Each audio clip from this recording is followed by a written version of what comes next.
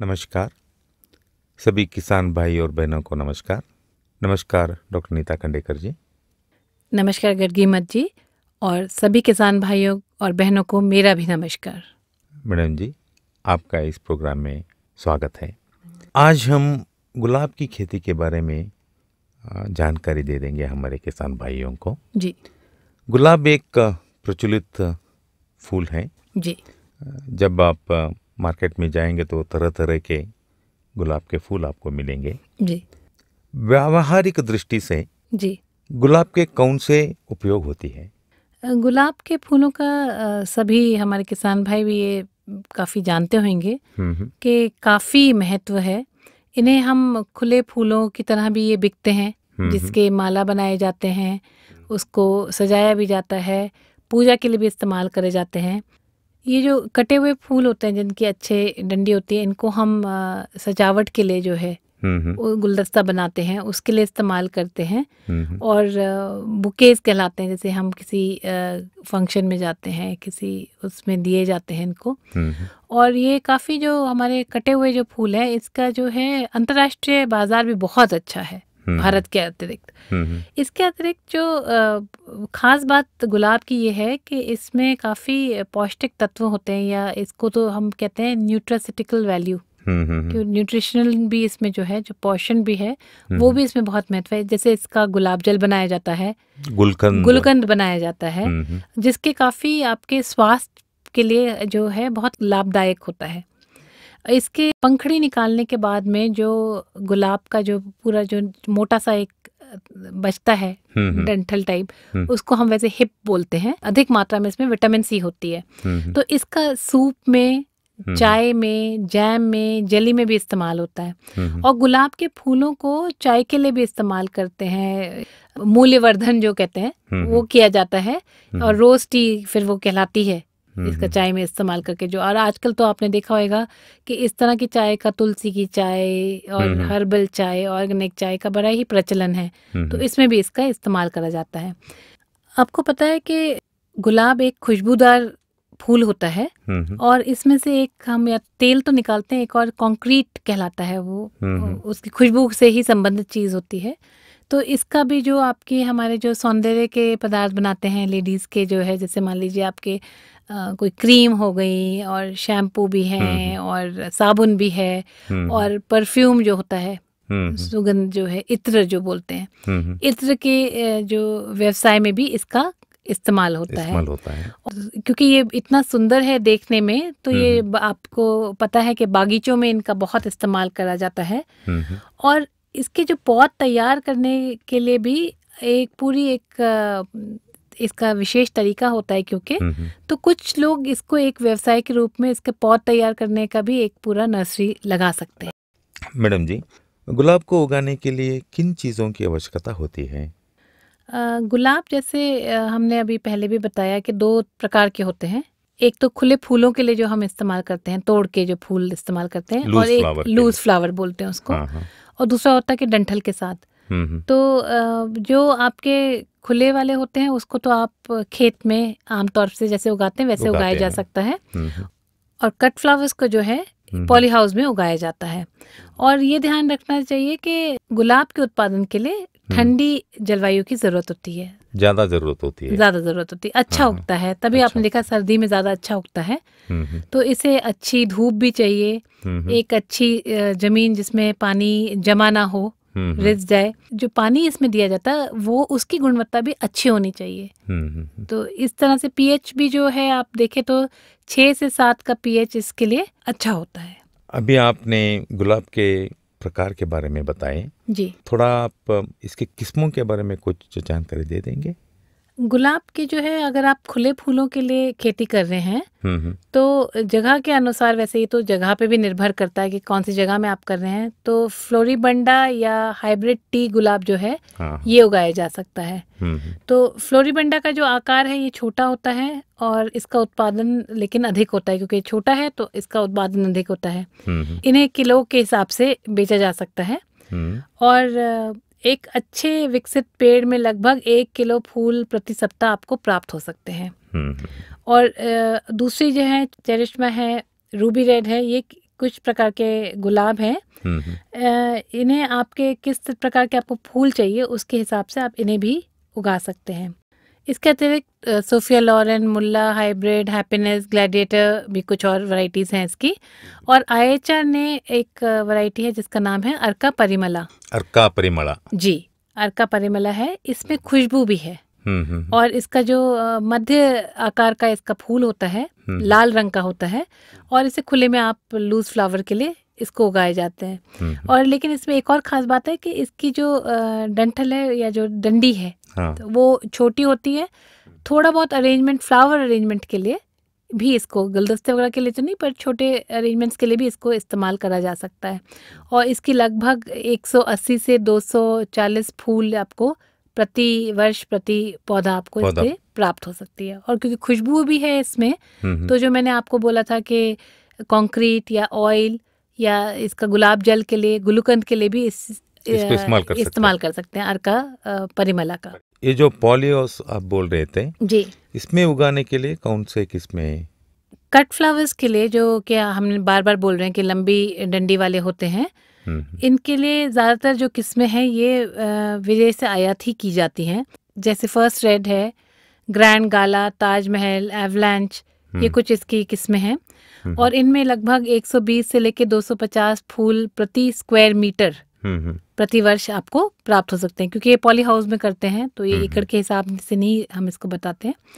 और IHR ने भी एक इसकी किस्म विकसित की है जो अर्का स्वदेश के नाम से जानी जाती हैं। इसका भी जो रंग है फूल का वो लाल है और ये लगभग 240 फूल प्रति वर्ष प्रति स्क्वायर मीटर से हम प्राप्त कर सकते हैं। और इसकी डंडी भी काफ़ी अच्छी लंबी है, करीब 2 फीट लंबी इसकी डंडी इसमें हमें प्राप्त हो जाती है।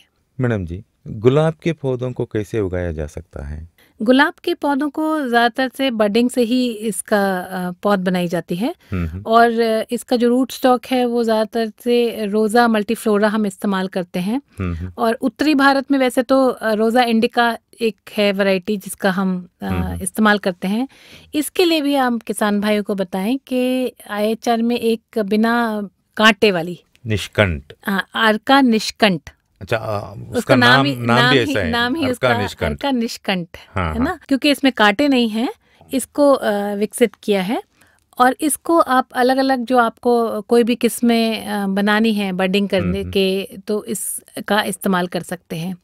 और एक और है नटल ब्रेयर, ये भी एक काफ़ी अच्छा रूट स्टॉक है जो कि हम कट फ्लावर के लिए इस्तेमाल करते हैं। रूट स्टॉक को जो है कटिंग करके आप ज़्यादा उसके पौध बना सकते हैं। अच्छा मैडम, प्रति एकड़ कितने पौधों तथा खाद की आवश्यकता होती है? ऐसा है कि इसमें क्योंकि हम जो बडेड प्लांट लेते हैं वो लगभग 1 बाय 1 मीटर की दूरी से हम इसको लगाते हैं। 1 एकड़ में 3200 पौधे लगा सकते हैं जी। इसमें लगभग 10 टन प्रति एकड़ के हिसाब से जैविक खाद की आवश्यकता होती है।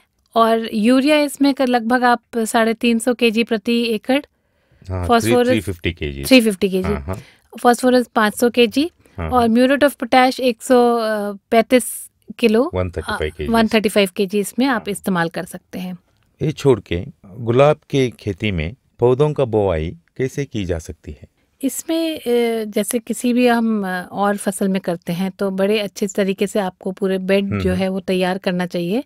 इसमें अच्छे से सड़ी हुई खाद डाल के 8 से 10 kg प्रति स्क्वायर मीटर के हिसाब से इसमें डाल के अच्छे से मिट्टी में मिला के बेड्स को तैयार किया जाता है। 1 बाय 1 मीटर की दूरी पे आप पौध लगाएं इसमें। और ये ध्यान रखें कि जो आपने बडिंग करा है वो जो जगह है वो कम से कम जमीन से 10 से 15 सेंटीमीटर ऊपर हो, वो जमीन के पास में ना हो। और जब हम प्लांटिंग कर रहे हैं तो जो भी हमने खाद की मात्रा बताई है उसका आधा जो हिस्सा है वो आप उस समय डाल दें और बाकी जो है करीब 1.5 महीने के बाद में बाकी आधी खाद बची हुई बाद में डाल दें। गुलाब में कौन कौन सी संवर्धन क्रियाओं का अपनाई जा सकती है? असल में इसमें छटाई का बहुत महत्व होता है। ट्रेनिंग एंड प्रूनिंग जैसे बोलते हैं। हाँ जी, प्रूनिंग इसमें अधिक महत्वपूर्ण है। ताकि जो टहनियाँ हैं वो अच्छी तगड़ी हों और स्वस्थ हों, और जो इसमें आगे फूल लगेंगे फिर वो भी काफ़ी अच्छे आ पाएंगे। तो इसके लिए आपको, अगर मान लीजिए आप जैसे सिर्फ प्रदर्शन के लिए जैसे बागीचों में लगे हुए हैं, तो इसको 2 बार करना ज़रूरी है प्रूनिंग को या छटाई को। हम जून में एक बार करते हैं और एक बार नवंबर के माह में करते हैं। लेकिन जैसे आप व्यावसायिक रूप से अगर इसको गुलाब को उगा रहे हैं काट के बेचने के लिए, तो एक बार करना ही काफ़ी होता है। इसमें सुझाव हम ये देते हैं किसान भाइयों को कि ये जो प्रूनिंग करते हैं वो एक समय में ही ना करें, थोड़े थोड़े पौधों की थोड़े थोड़े समय बात करते रहें, फेज्ड मैनर बोलते हैं। हाँ जी, एक टाइम टेबल सा बना के, इसको स्टैगर्ड कहते हैं वैसे प्रूनिंग, क्योंकि इससे क्या होगा कि पूरे साल भर फिर आपके फूल आते ही रहेंगे। क्योंकि किसी पौधों को आपने अभी किया, किसी को थोड़ी देर के बाद किया, करते ऐसे करते रहेंगे तो आपके पूरे साल भर पौधों में फूल आते रहेंगे। और जो आप ये प्रूनिंग करते हैं या छटाई करते हैं, तो 4-5 जो मुख्य शाखा छोड़कर आप इसको बाकी सब शाखाओं को काट दें, और इस हर शाखा में कम से कम 5 आप कलियों को उगने दें। शाखाओं का जो छोर का हिस्सा है उसको भी आप जो है काट सकते हैं, और उसमें एक तरह से एक टेढ़ा कटाई करते हैं ताकि इसमें से जो नमी है वो निकल ना पाए, और इसके ऊपर फिर आप ब्लाइटॉक्स का पेस्ट लगा लें ताकि इसमें फंगस ना लग जाए। और इसके ये करने के आप करीब 45 दिन के बाद में फूल आने शुरू हो जाएंगे। इसमें खास एक किसान भाई हमारे जो बहुत मुख्य बात है जो ध्यान रखें कि जो रूट स्टॉक का जो ग्रोथ है या उगता है, वो ध्यान रखें कि बड लेवल के नीचे कोई इस तरह की उगाई ना हो, क्योंकि उसमें दूसरे तरह का फूल आने लग जाएगा। तो ये बहुत विशेष ध्यान रखना चाहिए कि बड से नीचे जो भी शाखाएं निकल रही हैं उनको सबको ही हमेशा हटाते रहें। अच्छा। और इसमें डिसबडिंग भी एक प्रक्रिया कहलाती है, जिसमें कि आप बड्स को तोड़ देते हैं, तो उससे भी क्या होता है, जितने फूल बाकी आते हैं तो वो बड़े आकार के आते हैं। और बेंडिंग भी एक तरीका है इसमें जो करा जाता है। जो शुरू में आपका पौधा उग रहा होता है तो उसकी जो टहनी है उसको थोड़ा सा झुका देते हैं। इससे क्या होता है कि नीचे की जो है वो शाखाएं ज़्यादा बढ़ती हैं, और इसके कारण जो है अच्छे कट फ्लावर्स हमको मिलते हैं। मैडम जी, गुलाब की खेती में काफ़ी कीड़े होते हैं, मान लीजिए कि कीट होते हैं, रोग होते हैं, इनमें से प्रमुख कौन सी है जो आर्थिक नष्ट पहुंचता है? इसमें से जो सबसे एक मुख्य है वो उसको बोलते हैं रेड स्केल। रेड स्केल जी, रेड स्केल जो है ये बरसात में दिखाई देता है, और दोनों ही इसके जो युवा और वृद्ध स्केल होते हैं या जो कीड़े होते हैं वो परिपक्व टहनियाँ, जो मतलब बिल्कुल मैच्योर टहनियाँ होते हैं, हाँ जी, उसमें से रस चूस लेते हैं, और पौधे की जो उगने की क्षमता होती है, ताकत होती है, वो पूरी खत्म हो जाती है। तो इसका जो है जो संक्रमित टहनियाँ जो होती हैं वो लाल भूरी उस पे पपड़ी जमने लग जाती है, तो आपको पता चलेगा कि इसमें कुछ कीड़े का प्रकोप है। और जब बहुत ही ज़्यादा हो जाता है तो ये टहनियाँ बिल्कुल सूख जाती हैं। इसका कैसे नियंत्रण किया जा सकता है? इसके कई विकल्प हैं जिससे हम इसको थोड़ा रोक सकते हैं। सबसे पहले तो आप इसके जो जितनी भी पीड़ित शाखाएं हैं उसको पूरे काट के जला दें। इसके लिए एक और बात ध्यान रखनी है कि हम ऐसे पौधे इस्तेमाल करें जिसमें ये कीड़ा पहले कभी लगा नहीं था, उस पौधों को ही इस्तेमाल करें। इसके अलावा जब आप प्रूनिंग करते हैं तो थोड़ा पोंगेमिया और नीम का तेल उस पर 10% के हिसाब से अगर उस पर लगा देते हैं, वो भी लाभदायक सिद्ध होता है, उससे आपको ये कीट देखने को नहीं मिलेगा। इसके अलावा मेलेथियोन 1 मिलीलीटर, जिसमें डाइमिथॉयट 1 मिलीलीटर प्रति लीटर के हिसाब से, या क्लोरोपाइरीफॉस जो है 2 मिलीलीटर, या इथियोन 1 मिलीलीटर, ये भी इसके प्रकोप को कम कर देता है। इसके अलावा मिट्टी में भी आप कार्बोफ्यूरॉन 1 किलो प्रति हेक्टेयर के हिसाब से आप इसको मिला सकते हैं, और इसमें 30 दिन में आप देखेंगे कि ये कीट जो है इस पे नियंत्रण पाया जा सकता है।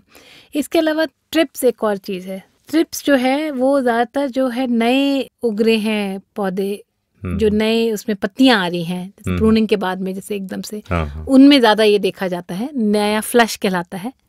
इसमें काले भूरे रंग के जो है वृद्ध कीड़े होते हैं, और जो छोटे होते हैं वो लाल से रंग के होते हैं।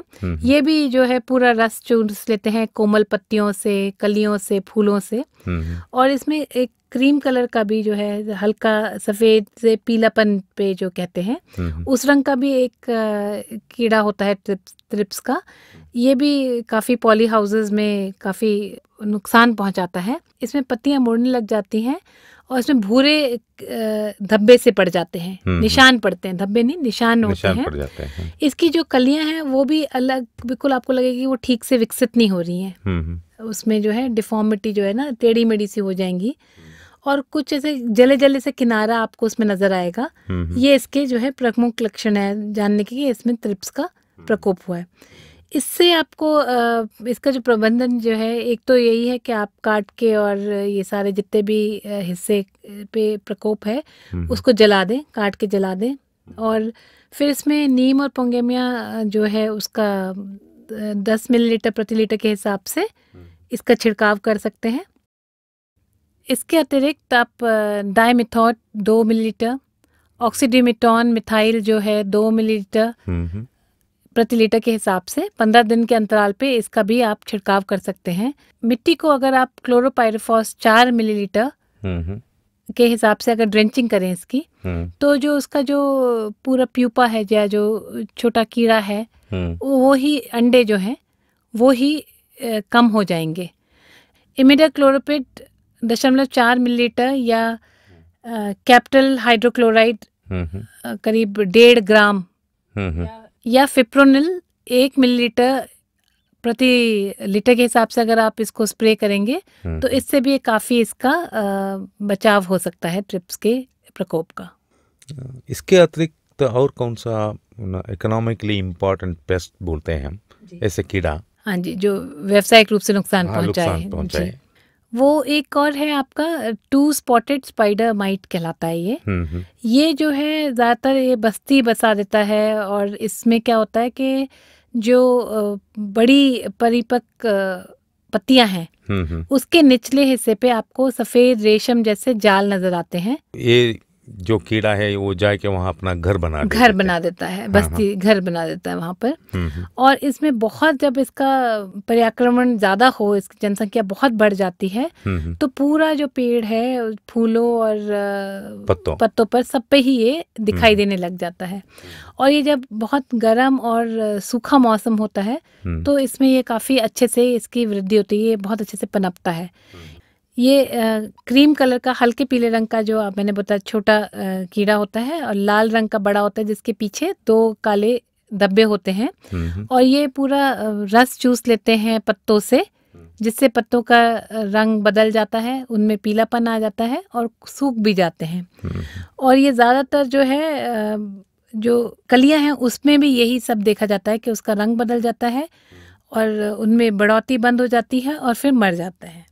मैडम जी, ये जो कीड़ा है इसका आप नियंत्रण कैसे करते हैं? एक तो वही विकल्प है कि जितने भी हिस्से प्रभावित हुए हैं उसको आप काट के जला दें। इसके अलावा अगर आपने अच्छे से वायु संचलन है आपके पॉली हाउस में, आप पानी डालें ताकि जो तापमान है वो उसमें कमी आ जाए। और अगर आप साफ सफाई रखेंगे तो ये जो कीड़ा है इसमें आप कमी देख पाएंगे। इसके अलावा हमारा एक विकल्प होता है जिसमें क्या करते हैं, इस तरह का कीड़ा उसके अंदर हम डाल देते हैं पॉली हाउस में, जो इस कीड़े को खा ले और गुलाब को नुकसान ना पहुंचाए। बायोलॉजिकल कंट्रोल होता है, इसको प्रेडेटर माइट कहते हैं। जो ये कीड़ा है मतलब इसका वो क्या करता है, इस कीड़े को खा लेगा। तो 20 माइट प्रति पौधे के हिसाब से अगर उसको आप रिलीज करें तो इसका अच्छा नियंत्रण भी हो सकता है। इसके अलावा नीम और पोंगेमिया ऑयल 5 मिलीलीटर प्रति लीटर के हिसाब से, और इसको आप क्या करें कि जो लहसुन का एक्सट्रैक्ट होता है, उस गार्लिक का, उसको 5 ग्राम के हिसाब से इसके साथ में मिला के अगर आप वो इस्तेमाल करें तो अच्छा इसका नियंत्रण पाया जा सकता है। इसमें एबामेक्टिन 0.5 मिलीलीटर प्रति लीटर के हिसाब से छिड़काव करके, जिसके बाद आप फ्लूफेनॉक्सरॉन 1 मिलीलीटर या क्लोरोफेंटाजिन 0.6 मिलीलीटर या फेनाजेक्विन 1 मिलीलीटर या डाईफेंथ्रियन 0.6 मिलीलीटर का स्प्रे जो आप जब जिस समय निर्यात का मौसम हो उस समय अगर इसका आप स्प्रे करें तो आप इस पे नियंत्रण पा सकते हैं। इसके अतिरिक्त जो है डाइकोफॉल 2.5 मिलीलीटर या जो वेटेबल सल्फर होता है, जो गीला करने वाला सल्फर होता है, वो 3 ग्राम या प्रोफेनोफॉस 1 मिलीलीटर या इथियन 1 मिलीलीटर जब मौसम नहीं हो उस समय इसका अगर आप छिड़काव करें तो इस पे नियंत्रण पाया जा सकता है। इसके अतिरिक्त एक शैफर बीटल जो है वो काफ़ी इसमें होता है। बड बोरर एक कीड़ा है जो इसको प्रभावित करता है। एफिड्स भी इस पे काफ़ी आ जाते हैं, तो इन सब का भी नियंत्रण करना आवश्यक है। गुलाब का प्रमुख बीमारियां कौन से हैं और इसे कैसे नियंत्रण किए जा सकते हैं? गुलाब में गडगीमत जी जो सबसे प्रमुख बीमारी है वो पाउडरी मिल्ड्यू जी, पाउडरी मिल्ड्यू है, फिर डाउनी मिल्ड्यू है और लीफ स्पॉट जो है ये प्रमुख हैं। तो इसमें मैनकोजिब अगर आप 2 ग्राम प्रति लीटर या मेटालेक्सिन 1 ग्राम प्रति लीटर ये मिल्ड्यू का नियंत्रण कर सकते हैं। जबकि कार्बन डाइजिम जो है 1 ग्राम प्रति लीटर ये डाउनी मिल्ड्यू और लीफ स्पॉट दोनों के लिए ही काफ़ी प्रभावशाली होती है। इसमें अगर आप सल्फर के इवेपोरेटर्स कहलाते हैं, मतलब उसको सल्फर आप वहाँ डाल देंगे जिससे कि उसका धुआं निकलेगा, उससे भी इस पे काफ़ी नियंत्रण आता है पॉली हाउस की स्थिति में। और इस सब के अलावा अगर आप पॉली हाउस में ठीक से आर्द्रता रखते हैं और जो भी खराब इसमें पौधे या जो भी जिस पौधों में इसका प्रकोप हुआ है उन्हें काट के बाहर जला देते हैं और जो जहाँ बहुत घना वनस्पति हो रही है उसमें अच्छे से छटाई कर देते हैं। और अगर आप जो छत्र हैं उसमें ऐसा छटाई करें कि पूरा अच्छे से हवा का आवागमन हो, तब भी आप देखेंगे कि ये पौधे जो हैं बीमारियों से दूर रह सकते हैं। डॉक्टर नीता खंडेकर जी, धन्यवाद है। आप गुलाब की खेती के ऊपर काफ़ी जानकारी दी है और एक बार धन्यवाद। अब मैं आपसे निवेदन करूंगा कि आप अपने किसान भाइयों को कुछ प्रश्न पूछिए। जी, किसान भाइयों के लिए पहला सवाल, आयचर द्वारा विकसित खुली खेती वाले गुलाब की किस्म का नाम बताइए। और एक बार सुनिए, IIHR द्वारा विकसित खुली खेती वाले गुलाब की किस्म का नाम बताइए। दूसरा सवाल है, आयचर द्वारा विकसित बिना कांटे वाले गुलाब के रूट स्टॉक का नाम क्या है? और एक बार सुनिए, IIHR द्वारा विकसित बिना कांटे वाले गुलाब के रूट स्टॉक का नाम क्या है? डॉक्टर नीता खंडेकर जी, धन्यवाद। सभी किसान भाइयों को नमस्कार। नमस्कार। नमस्कार।